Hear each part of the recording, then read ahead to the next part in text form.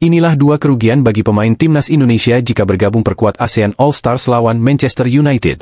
Ini alasan kenapa Jay Itzes paling layak jadi kapten ASEAN All-Stars saat melawan Setan Merah. Inilah daftar pemain timnas Indonesia yang layak masuk ASEAN All-Stars. Inilah dua kerugian bagi pemain timnas Indonesia jika bergabung perkuat ASEAN All-Stars lawan Manchester United. Para pemain andalan timnas Indonesia diminta tolak memperkuat ASEAN All-Stars untuk menghadapi Manchester United. Laga uji coba itu akan digelar di Stadion Bukit Jalil, Kuala Lumpur, Malaysia pada Rabu 28 Mei 2025. Dilema praktis dirasakan para pemain yang rutin membela timnas Indonesia.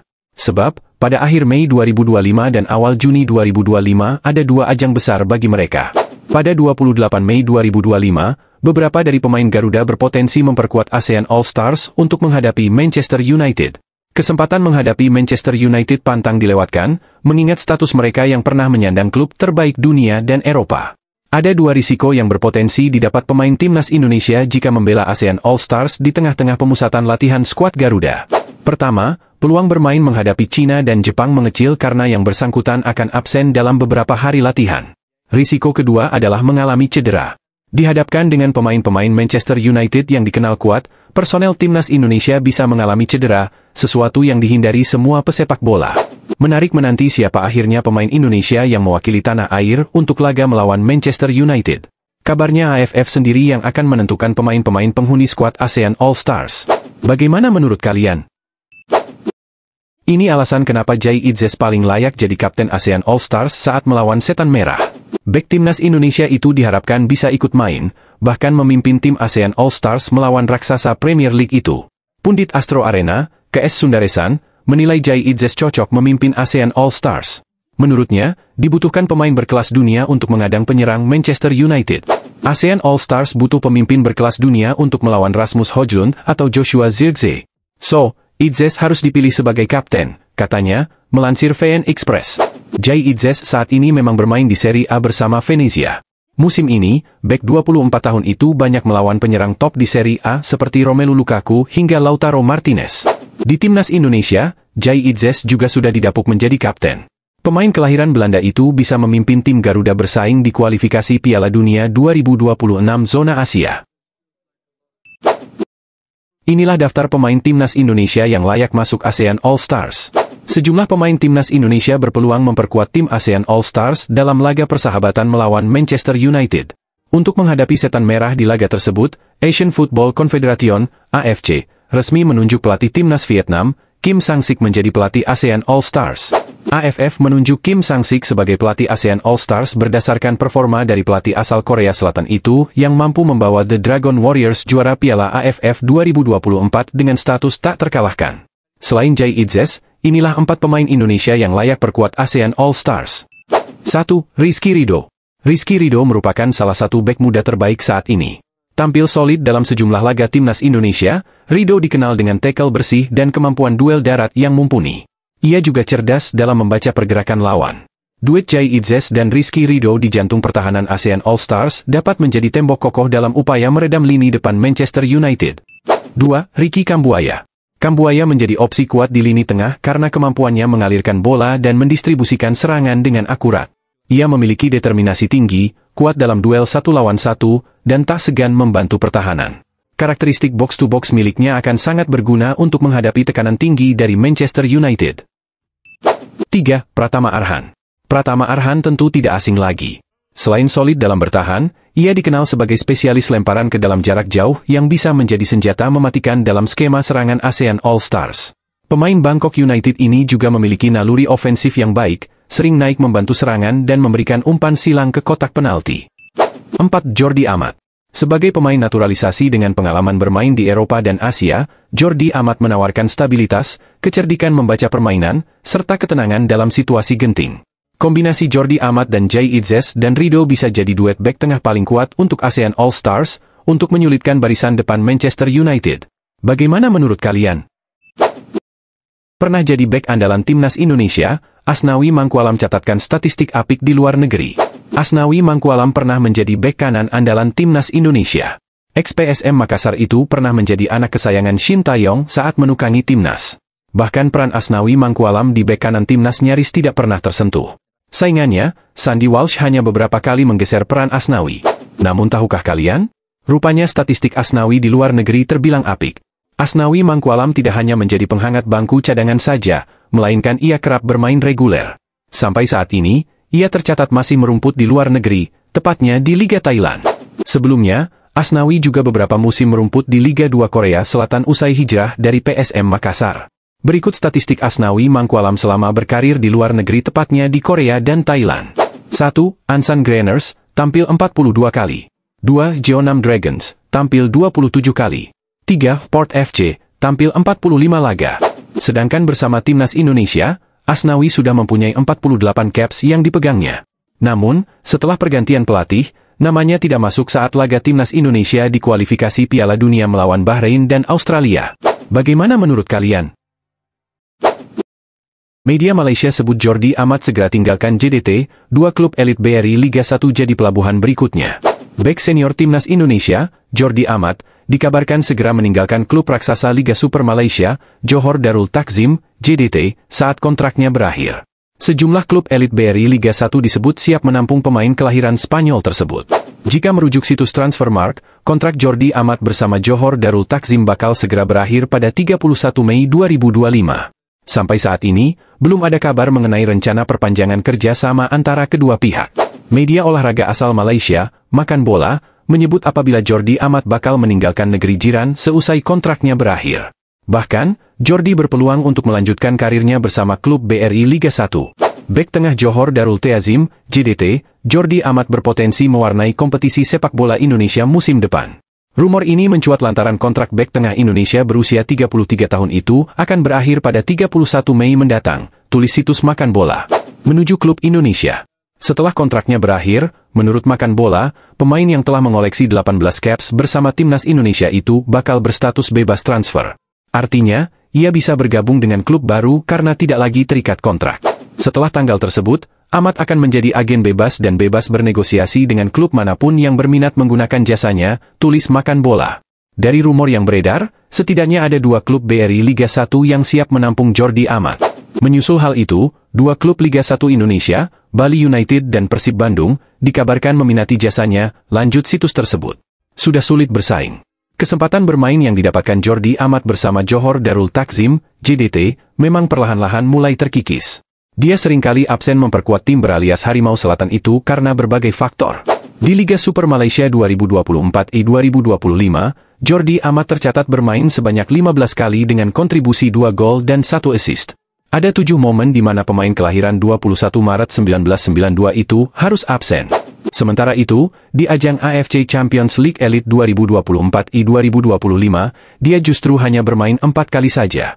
Jordi lebih banyak menjadi penghangat bangku cadangan JDT alih-alih menjadi starter. Debut di Indonesia. Tentu saja, kehadiran Jordi Amat di BRI Liga 1 patut dinantikan. Sebab, ini akan menjadi kali pertama bagi pemain kelahiran Spanyol itu merumput di negeri kelahiran leluhurnya, terutama sejak meninggalkan Eropa. Setelah terakhir kali berkarir bersama klub Liga Belgia, KAS Eupen, Jordi memutuskan singgah bersama JDT selama sekitar 3 musim. Dia diangkut klub peraih 11 trofi Liga Super Malaysia itu sejak pertengahan 2022. Bagaimana menurut kalian? Ciptakan anomali lagi, Sandy Walsh kembali bermain penuh di kompetisi level tertinggi Asia. Pemain belakang timnas Indonesia, Sandy Walsh kembali menciptakan sebuah anomali dalam perjalanan karirnya bersama Yokohama F. Marinos.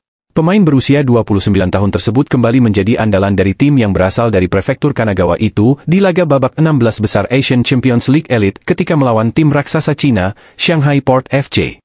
Dari sumber yang sama diinformasikan, pada laga yang berujung dengan kemenangan tipis 1-0 bagi Yokohama tersebut, Sandy Walsh bermain penuh sepanjang laga, dan tak tergantikan hingga 90 menit permainan usai. Yang menjadi anomali bagi seorang Sandy Walsh adalah, hingga sejauh ini, dirinya selalu menjadi pilihan utama timnya saat menjalani laga antar klub di Asia, sementara di kompetisi domestik, dia justru harus tertatih dan terseok untuk mendapatkan menit bermain penuh. Hal ini tentunya cenderung aneh, mengingat ACL Elite sendiri secara level memiliki tingkatan yang berada di atas J1 League. Namun, justru di kompetisi antar klub level tertinggi benua Asia inilah, Sandy Walsh seolah mendapatkan panggung dengan selalu bermain penuh, melebihi yang didapatkannya di kompetisi domestik.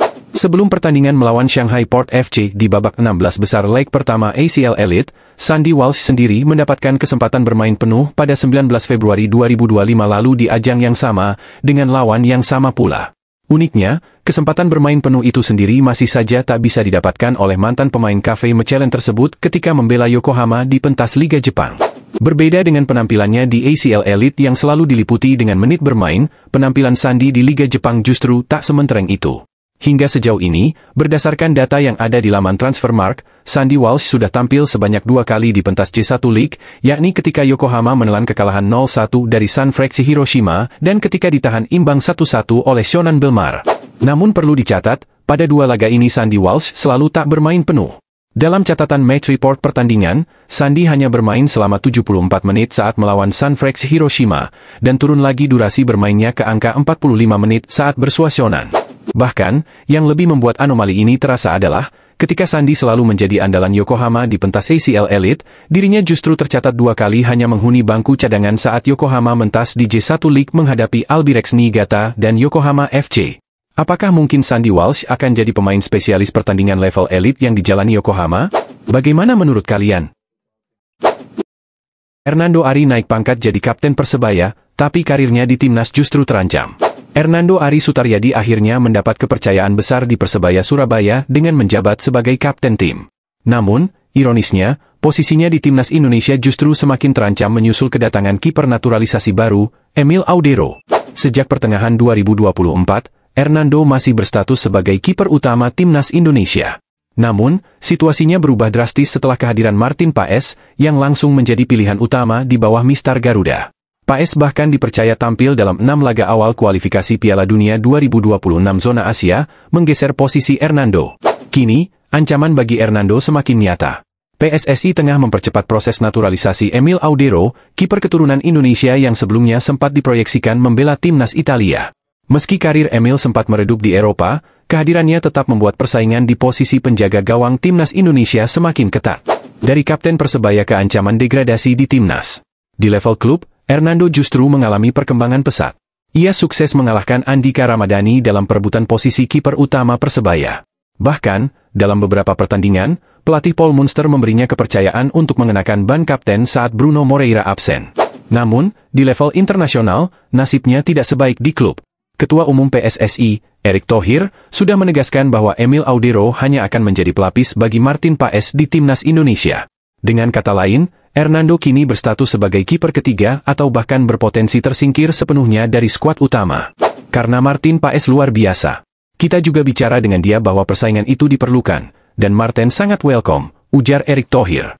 Dengan masuknya Emil Audero, kita sekarang punya 2 kiper kuat, dan kiper ketiga nantinya akan kita pilih dari pemain muda yang bisa belajar dari mereka, lanjutnya.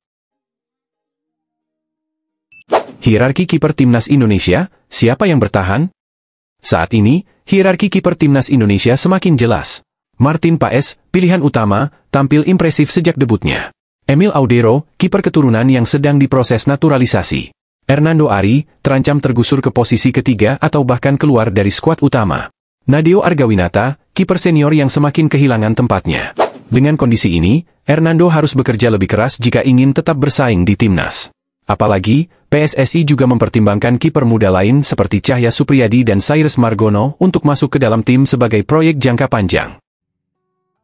Masa depan Hernando, bertahan atau cari tantangan baru?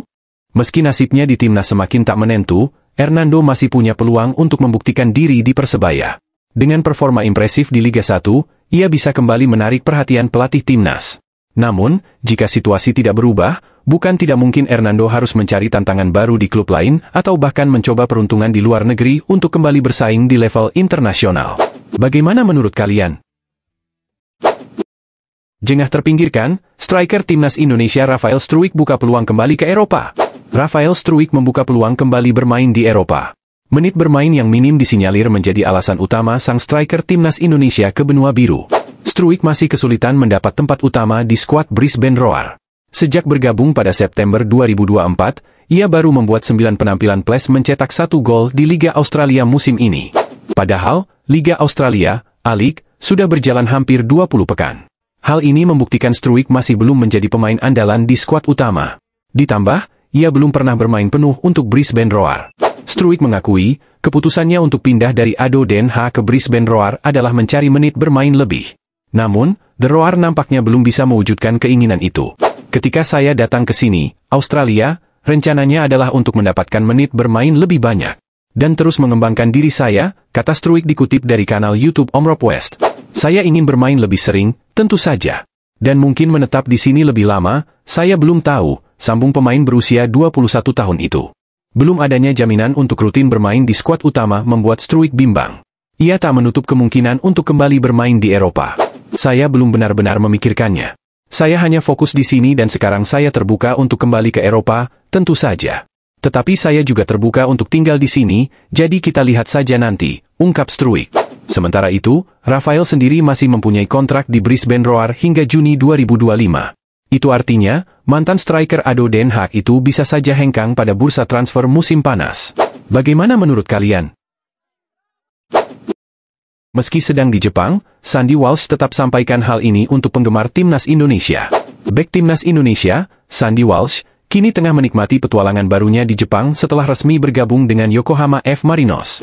Meski sibuk menyesuaikan diri dengan klub barunya, Sandy tetap menyempatkan diri menyapa para penggemar timnas Indonesia. Lantas, apa yang ia sampaikan?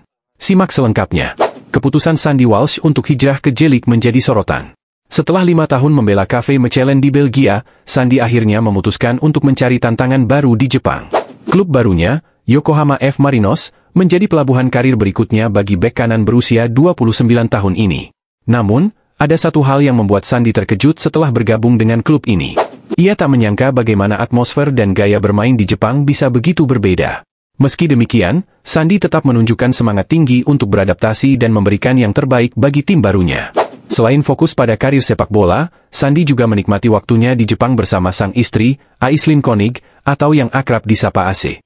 Melalui Instagram Story, Sandy membagikan momen jalan-jalan di beberapa spot terkenal di Tokyo, seperti Shibuya Crossing, Meiji Jingu, dan mencicipi kopi viral di kawasan Shibuya. Menariknya, pagi ini Sandy kembali membagikan unggahan yang membuat para penggemar ikut terhanyut dalam suasana Jepang. Dalam video Instagram Story-nya, ia merekam keindahan Gunung Fuji dengan caption sederhana namun bermakna, "Selamat pagi." Meski kini berkarier di Jepang, Sandy tetap menunjukkan rasa cintanya kepada timnas Indonesia dan para penggemarnya. Keputusan pindah ke J-League tentu menjadi langkah besar bagi Sandy, dan dukungan dari para fans tetap sangat berarti baginya. Bagaimana menurut kalian?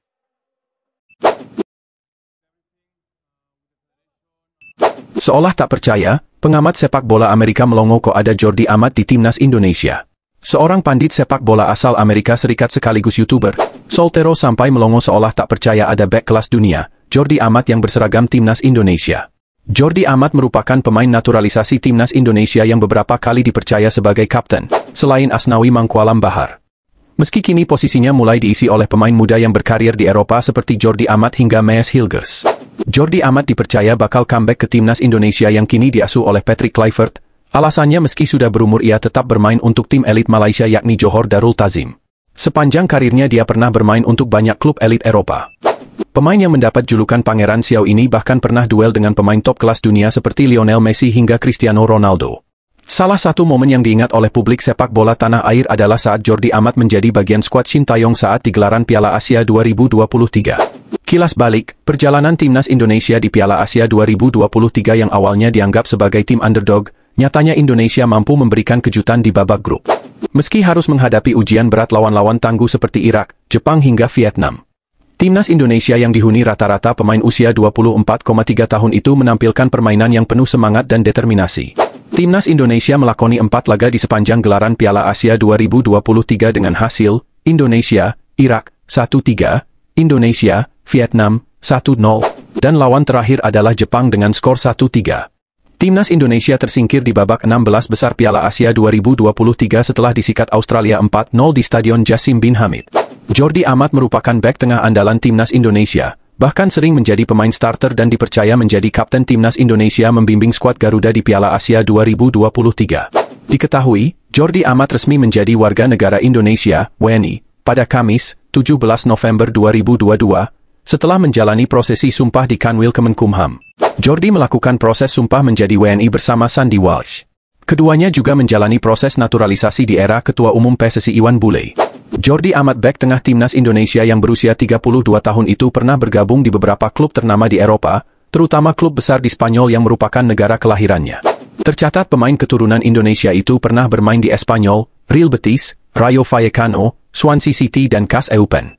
Pengalaman membela klub-klub top di Eropa membuat Jordi Amat beberapa kali bertemu dengan pesepak bola terbaik dunia, seperti Lionel Messi, Fernando Torres dan Cristiano Ronaldo. Sementara itu, seorang pengamat sepak bola di kanal YouTube The Give and Go yang pernah menjadi perbincangan hangat publik, lantaran terang-terangan menghina timnas Indonesia sebagai tim terburuk di Piala Asia 2023 lalu. Bahkan ia menyebut pemain timnas Indonesia bocah yang bermain TikTok, karena rata-rata usianya 24,3 tahun. Di sisi lain, salah satu host yang memandu acara tersebut mengungkapkan kekagumannya terhadap salah satu punggawa timnas Indonesia yakni Jordi Amat. Menurutnya, Jordi Amat bukan pemain sembarangan karena pernah merasakan atmosfer kerasnya kompetisi Liga Inggris. Ada banyak nama di timnas Indonesia, dan aku tidak percaya ketika melihatnya di susunan skuad untuk Indonesia, ujar dilansir YouTube The Give and Go. Aku seperti, orang ini apakah orang Indonesia, tapi rupanya dia memang begitu, dan nama itu adalah Jordi Amat, tuturnya. Pria bernama Soltero ini menyebut bahwa jalan-jalan di Swansea City akan mengenali dan tentunya sangat mengingat nama Jordi Amat. Masalahnya adalah ketika dia bermain dengan Swansea City, dia berada pada masa yang sangat sukses 2013 hingga 2017, masa ketika Swansea City sedang terbang tinggi di Premier League, ungkapnya. Jordi Amat adalah bagian dari tim itu, dia bukan starter. Tapi dia adalah pemain rotasi, mungkin bermain seperti 20 pertandingan dari 38 musim pertandingan. Sekarang dia mulai untuk Indonesia, ungkapnya seraya terkagum-kagum. Tidak menyangka bahwa Jordi Amat memperkuat timnas Indonesia. Mengingat rekam jejak Jordi yang kini merumput di Liga Malaysia dengan klub Johor Darul Ta'azim. Saya pikir mungkin melalui neneknya atau mungkin ibunya, dia memiliki keturunan Indonesia, dan baru-baru ini memutuskan untuk mengatakan bermain untuk, saya akan tampil untuk timnas Indonesia, dan dia ada di sini sekarang di turnamen ini, paparnya. Dia satu-satunya pemain yang menurut saya berkelas sebenarnya, saat ini dia bermain di Malaysia, jadi mari kita lihat bagaimana Indonesia ke depannya, pungkasnya. Bagaimana menurut kalian? Dipanggil timnas Indonesia lagi, Greg Nwokolo beri pesan menohok untuk netizen. Pemain naturalisasi Greg Nwokolo mengonfirmasi bahwa dirinya dipanggil kembali ke timnas Indonesia. Konfirmasi tersebut dilontarkan Greg Nwokolo melalui sebuah tulisan yang diunggah pada akun Instagram pribadinya. Dalam unggahannya itu, Greg Nwokolo mengaku sangat bahagia bisa dipanggil lagi untuk memperkuat timnas Indonesia. Ia pun antusias memberikan yang terbaik untuk Indonesia. Lantas apakah Greg Nwokolo akan bermain di bawah asuhan Patrick Kluivert? Seperti yang diketahui bahwa timnas Indonesia dijadwalkan kembali bermain dalam lanjutan putaran ketiga kualifikasi Piala Dunia 2026. Pertandingan lanjutan akan dijalani skuad Garuda di grup C. Namun apakah benar Greg Nwokolo menjadi salah satu pemain yang masuk dalam daftar skuad Indonesia di dua laga tersebut? Sangat bahagia bisa dipanggil lagi untuk memperkuat timnas Indonesia buat kualifikasi Piala Dunia 2026. Ayo Garuda, kita kasih yang terbaik buat Indonesia, tulis Greg Nwokolo. Menurut laporan media, kemungkinan besar Greg Nwokolo hanya menjadi model untuk jersey baru timnas Indonesia keluaran Erspo. Hal itu terlihat dari unggahannya yang memperlihatkan ia mengenakan jersey timnas Indonesia terbaru berwarna putih. Greg mengenakan jersey dengan desain lengan panjang, pria berusia 39 tahun itu pun sedikit memberi pesan menohok untuk netizen. Ia meminta kepada netizen tanah air untuk tidak menyinggung tentang usianya, apalagi dikatakan bahwa ia sudah tua. Tolong jangan ada yang berkomentar sudah tua ya di sini, tulis Greg Nwokolo lagi. Meski begitu, sudah 5 tahun yang lalu Greg Nwokolo melakoni pertandingan terakhirnya bersama timnas Indonesia. Tepatnya di kualifikasi Piala Dunia 2022, pemain kelahiran Nigeria ini sudah berseragam timnas sejak 2013 yang lalu. Laga terakhir Greg bersama timnas Indonesia saat melawan Malaysia di Stadion Nasional Bukit Jalil, 19 November 2019. Saat itu skuad Garuda dipaksa tunduk dari Harimau Malaya dengan skor akhir 2-0, Greg mencatatkan 8 caps dan 2 gol selama berseragam merah putih. Sementara itu, Patrick Kluivert harus segera bersiap untuk kualifikasi Piala Dunia 2026 melawan Australia dan Bahrain. Target realistis bisa menahan imbang Australia dan menggilas Bahrain di kandang sendiri demi asal lolos ke putaran final. Kalah bukan pilihan, satu kali menelan kekalahan berarti membiarkan impian ke Piala Dunia 2026 pupus di tengah jalan. Konsekuensi mahal yang harus dibayar Patrick Kluivert sebagai pengganti pelatih sebelumnya, Shin Tae-yong. Bagaimana menurut kalian?